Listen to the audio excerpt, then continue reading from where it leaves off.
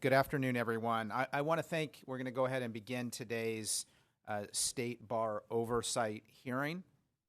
I want to thank everyone for joining us this afternoon to focus on the State Bar of California and how the agency can rebuild the public's trust in the wake of recent scandals.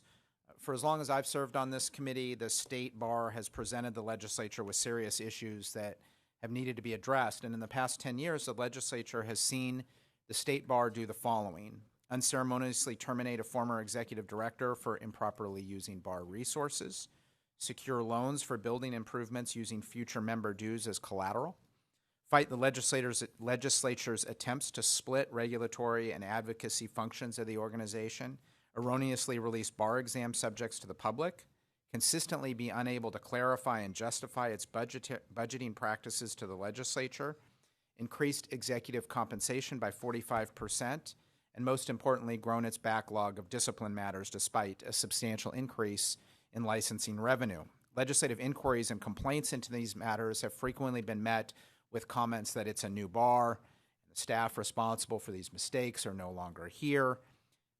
And the committee has certainly listened to those explanations, but nonetheless, such hope and optimism were dashed when it came to light that prominent trial attorney Tom Girardi had inappropriately used his connections to state bar leaders to avoid discipline for corruption, including embezzling millions of dollars from his clients. In fact, as we learned from a recent investigation, decades of complaints against Mr. Girardi went unheeded by the state bar, while state bar employees were taking gifts, free travel, and money from Mr. Girardi. This corruption, which has meticulously been brought to light by major media outlets and the State Bar's own outside investigator, has once again shattered public trust in the agency, which brings us to today's hearing. As a legislative policy committee charged with overseeing the State Bar, we look to accomplish several goals this afternoon. First, we must understand how the State Bar permitted corruption to infect its discipline system and taint high-level employees.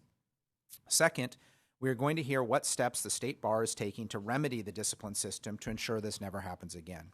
And finally, we will study potential reforms to the State Bar of California to ensure the agency acts as an effective regulator that all Californians can trust. It's my hope that by the end of this hearing, both committees will have a roadmap for reforming the State Bar that may be potentially included in the 2023 annual fee bill, SB 221. I'd like to thank my colleagues for their participation today and now invite my counterpart, Senator Tom Umberg, to also make his opening comments.